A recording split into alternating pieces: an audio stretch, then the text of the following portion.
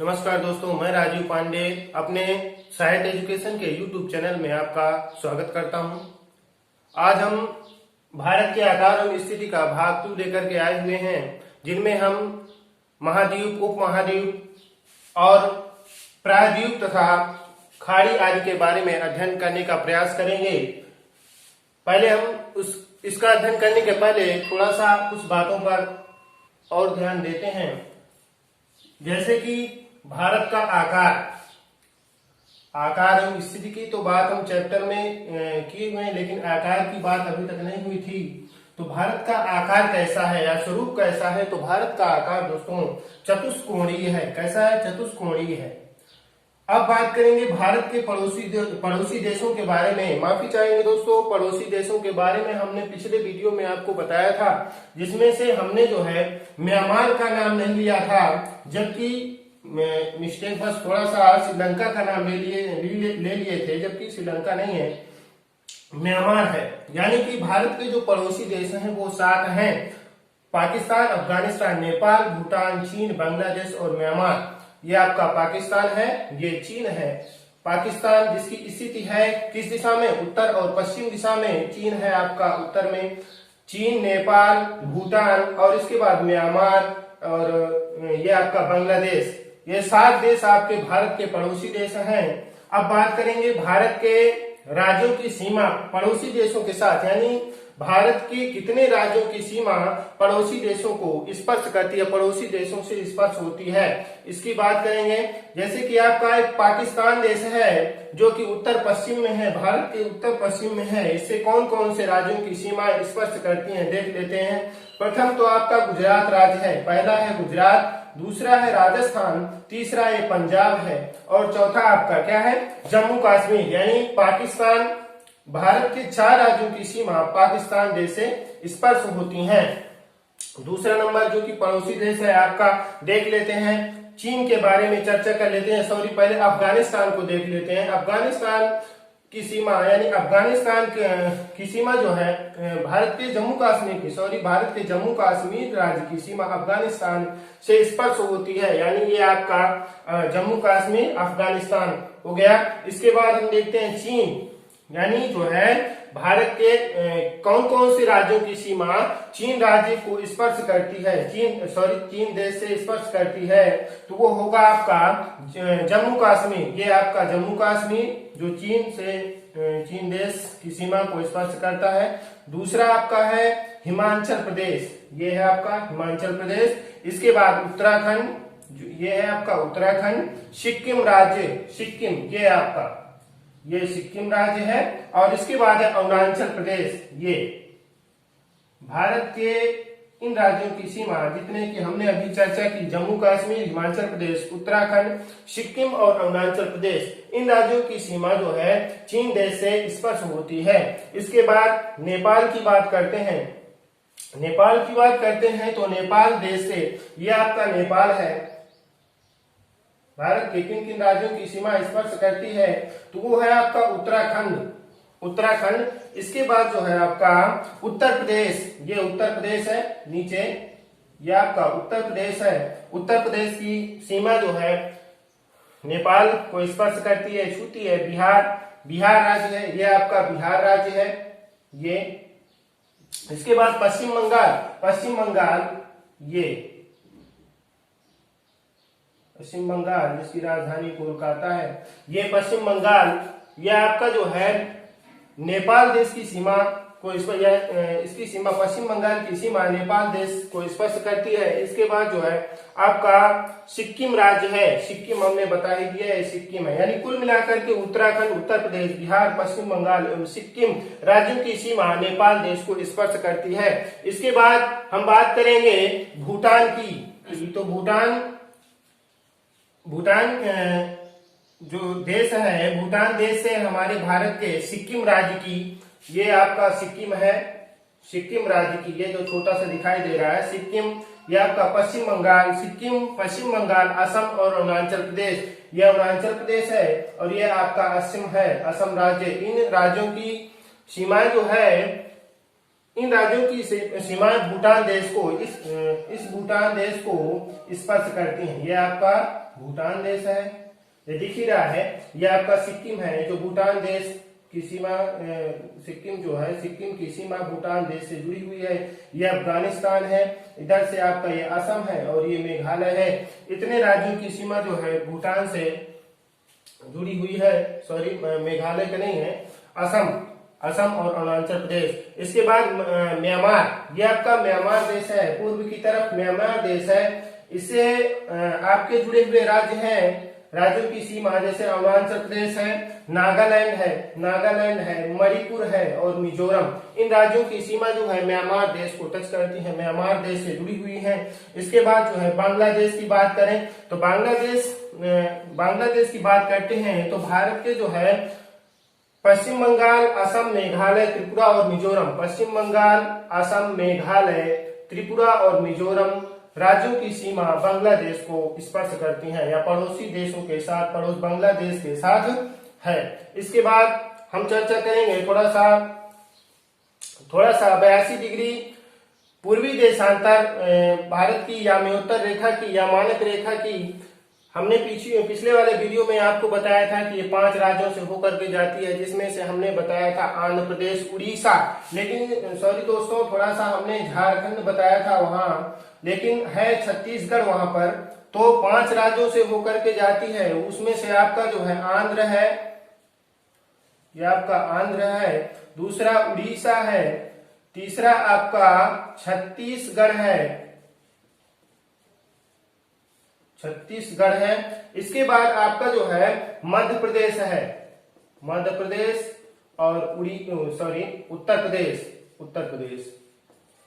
उत्तर प्रदेश। ये 5 स्टेट हैं जिससे आपकी मानक या मयोत्तर रेखा होकर के गुजरती है, मानक या मयोत्तर रेखा होकर के गुजरती है। 82.5 डिग्री मानक या मयोत्तर रेखा होकर के गुजरती है। और उत्तर प्रदेश के इलाहाबाद जिले से मानक समय का पूरे भारत में, मतलब एक मानक समय का निर्धारण किया गया है, वही मानक समय पूरे भारत में लागू होता है। सर्वप्रथम भारत की मुख्य भूमि की तटीय सीमा की लंबाई जान लेते हैं। भारत की मुख्य भूमि की तटीय सीमा की लंबाई 6100 किलोमीटर है। और सबसे अधिक जो है तटीय सीमा का विस्तार, भारत की सबसे अधिक तटीय सीमा का विस्तार गुजरात राज्य का है। किस राज्य का है दोस्तों? इस गुजरात राज्य का सबसे अधिक तटीय सीमा का विस्तार है। सबसे अधिक तटीय सीमा का विस्तार किस राज्य का है? तटीय सीमा का विस्तार गुजरात राज्य का है दोस्तों। और मुख्य भूमि की तटीय सीमा की लंबाई 6100 किलोमीटर है। इसके बाद अगर बात करें तो अंडमान निकोबार तथा लक्षद्वीप सहित अंडमान द्वीप समूह है, ये निकोबार द्वीप समूह है, एवं लक्षद्वीप है, इधर आपका दक्षिण में लक्षद्वीप है। इन द्वीप समूहों सहित जो है भारत की तटीय सीमा की कुल लंबाई, यानी भारत के तटीय सीमा की कुल लंबाई अंडमान निकोबार तथा लक्षद्वीप समूह सहित कितनी है? 7516.6 किलोमीटर है। कितना है? 7516.6 किलोमीटर है। इसके बाद हम बात करेंगे अंतरराष्ट्रीय सीमा की लंबाई। अंतरराष्ट्रीय सीमा की लंबाई सबसे अधिक किस देश के साथ जुड़ी हुई है, यानी किस देश के साथ है? तो वो बात होती है बांग्लादेश की। बांग्लादेश की सबसे अधिक सीमा जो है, अंतरराष्ट्रीय सीमा की लंबाई कितनी है? 4096.7 किलोमीटर, ये जो कि बांग्लादेश के साथ है, किसके साथ है? बांग्लादेश के साथ है। सबसे कम किसकी है? अफगानिस्तान की। और सबसे कम अंतरराष्ट्रीय सीमा की लंबाई भारत की अंतरराष्ट्रीय सीमा की लंबाई है जो कि अफगानिस्तान के साथ है। सबसे कम लंबाई अंतरराष्ट्रीय सीमा की अफगानिस्तान के साथ है जो कि 106 किलोमीटर है। कितनी है? 106 किलोमीटर है दोस्तों। इसके बाद हम बात करेंगे पड़ोसी देशों के साथ संबंधित सीमा रेखा की। तो भारत और चीन की जो संबंधित अंतरराष्ट्रीय सीमा है, भारत और चीन के बीच जो खींची गई अंतरराष्ट्रीय सीमा है, उसका नाम है मैकमोहन रेखा। भारत और चीन के बीच जो अंतरराष्ट्रीय सीमा है उसका नाम है मैकमोहन रेखा। और भारत और पाकिस्तान के बीच जो खींची गई अंतरराष्ट्रीय रेखा है, अंतरराष्ट्रीय सीमा रेखा, उसे हम रेड क्लिफ रेखा के नाम से जानते हैं। और भारत तथा पाकिस्तान और अफगानिस्तान के बीच जो खींची गई अंतरराष्ट्रीय सीमा रेखा है उसे हम डुरंड रेखा के नाम से जानते हैं। तथा त्रिपुरा जो भारत का एक राज्य है, त्रिपुरा या व बांग्लादेश के बीच जो खींची गई अंतरराष्ट्रीय रेखा है उसे हम किस नाम से जानते हैं? जीरो रेखा के नाम से जानते हैं।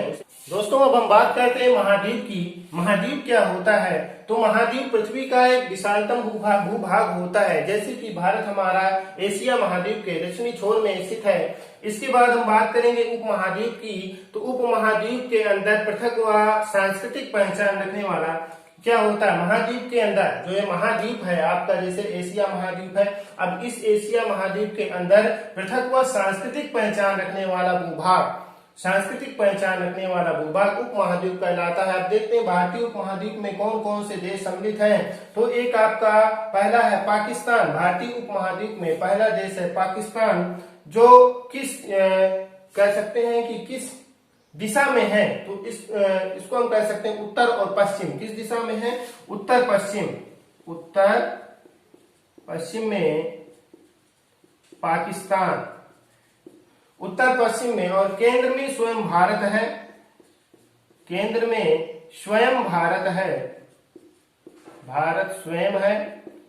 और तीसरा आपका नेपाल है, जो उत्तर में नेपाल है। और उत्तर पूर्व में जो है उत्तर पूर्व, ये आपका भूटान, भूटान आपका उत्तर पूर्व में है, उत्तर पूर्व दिशा में है भूटान। चौथा नंबर डाल देंगे भूटान। इसके बाद आपका पांचवा नंबर है, पांचवा नंबर है आपका बांग्लादेश, जो कि पूर्व दिशा में है। किस दिशा में है? पूर्व दिशा में है। पांचवा नंबर है पूर्व में बांग्लादेश, बांग्लादेश। चौथा हमने यही लिख दिया था भूटान, ठीक है। यानी कि ये 5 देश मिल करके भारतीय उपमहाद्वीप कहलाते हैं। क्या कहलाते हैं? भारतीय उपमहाद्वीप। पहला आपका पाकिस्तान है, जो कि उत्तर पश्चिम में है, उत्तर पश्चिम में पाकिस्तान, केंद्र में स्वयं भारत है, उत्तर में नेपाल है। और उत्तर पूर्व में आपका कौन सा देश है? भूटान है। और इसके बाद पूर्व में क्या है? बांग्लादेश है। ये पांच देश जो है भारतीय उपमहाद्वीप कहलाते हैं। क्या कहलाते हैं? भारतीय उपमहाद्वीप। अब बात करेंगे प्रायद्वीप की। प्रायद्वीप क्या होता है दोस्तों?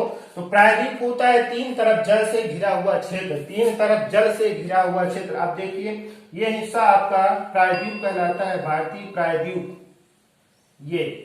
ये हिस्सा पूरा आपका 3 तरफ, ये आपका क्या है? बे ऑफ बंगाल, जिसे हम बंगाल की खाड़ी कहते हैं। क्या कहते हैं?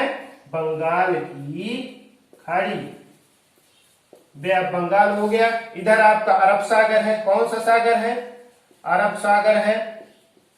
और नीचे आपका हिंद महासागर है, हिंद महासागर।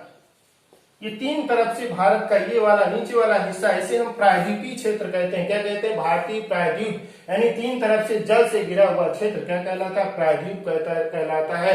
अब बात करेंगे द्वीपों की। तो द्वीप क्या होते हैं? जैसे हमने सुना है अंडमान निकोबार द्वीप समूह, अंडमान निकोबार द्वीप समूह, लक्षद्वीप और मालदीव। ये आखिर द्वीप के बारे में हमें जानना चाहिए ना कि द्वीप है क्या। तो द्वीप होता है छोटा भूखंड जो पूर्णतः जल से घिरा होता है, जो पूर्णतः जो है जल से घिरा होता है। जैसे अंडमान निकोबार, अंडमान द्वीप समूह और निकोबार द्वीप समूह। इधर आपका जो है दक्षिण की ओर क्या है?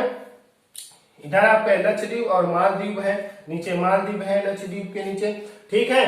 तो ये आपके क्या होते हैं? छोटा भूखंड जो पूर्णतः जल से घिरा होता है, उसे हम क्या कहते हैं? द्वीप कहते हैं। इसके बाद बात करेंगे खाड़ी की। इसके बाद हम बात करेंगे खाड़ी की। जैसे हमने अभी बात किया बे ऑफ बंगाल की, बंगाल की खाड़ी, बंगाल की खाड़ी। तो आप इसकी बात करेंगे कि खाड़ी क्या होता है, खाड़ी क्यों रखा गया, यहाँ समुद्र क्यों नहीं हुआ है। तो खाड़ी इसलिए रखा गया क्योंकि वह समुद्री भाग जो तीन ओर स्थल से घिरा होता है उसे हम खाड़ी कहते हैं। क्या कहते हैं, खाड़ी कहते हैं। जैसे बंगाल की खाड़ी तीन ओर स्थल से घिरी हुई है, देखिए ये भारत की स्थलीय सीमा से सटा हुआ देश है बांग्लादेश, है ना। और इसी के नीचे जो है आपकी बे ऑफ बंगाल, यानी इस स्थलीय सीमा से जो है सटा हुआ है, नीचे आपका इधर भारत है। तो इस स्थलीय सीमा से ये जो है बंगाल की खाड़ी जो है सटी हुई है, इसीलिए हम इसे बंगाल की खाड़ी या वह समुद्री भाग जो तीन ओर स्थल से घिरा होता है उसे हम क्या कहते हैं, उसे हम क्या कहते हैं, खाड़ी कहते हैं। उसे हम क्या कहते हैं, खाड़ी कहते हैं। इसके बाद जैसे आपका कच्छ की खाड़ी,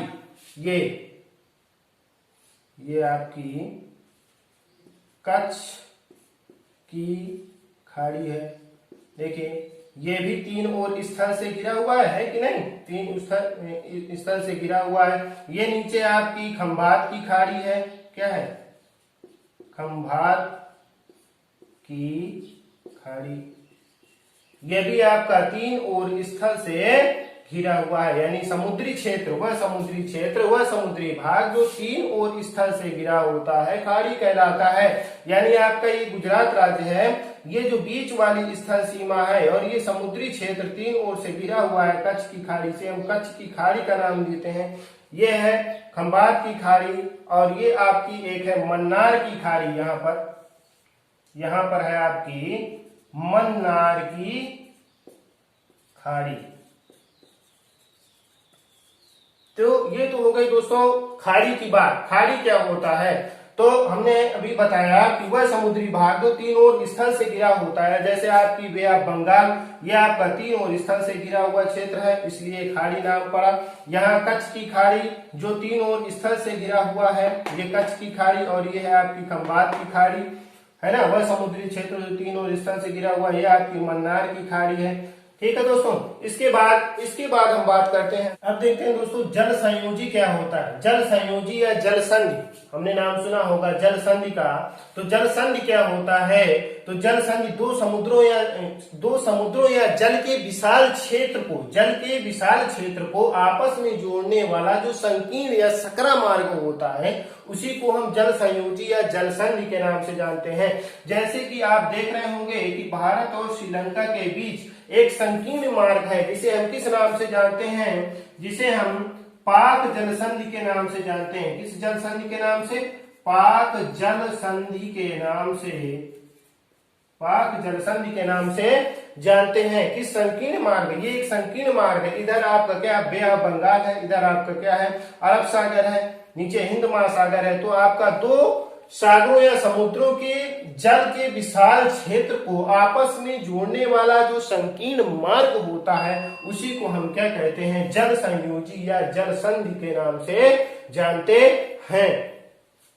दोस्तों इस वीडियो के तुरंत बाद हम आपको इसी चैप्टर पर आधारित एक प्रैक्टिस सेट उपलब्ध कराएंगे, जिसको आप 2 से 3 बार देखने का प्रयास करेंगे। और हमारी बातें यदि आपको समझ में आ रही हों और हमारे वीडियो आपको पसंद आ रहे हों तो चैनल को सब्सक्राइब करिएगा तथा लाइक एवं शेयर करना बिल्कुल नहीं भूलिएगा। धन्यवाद।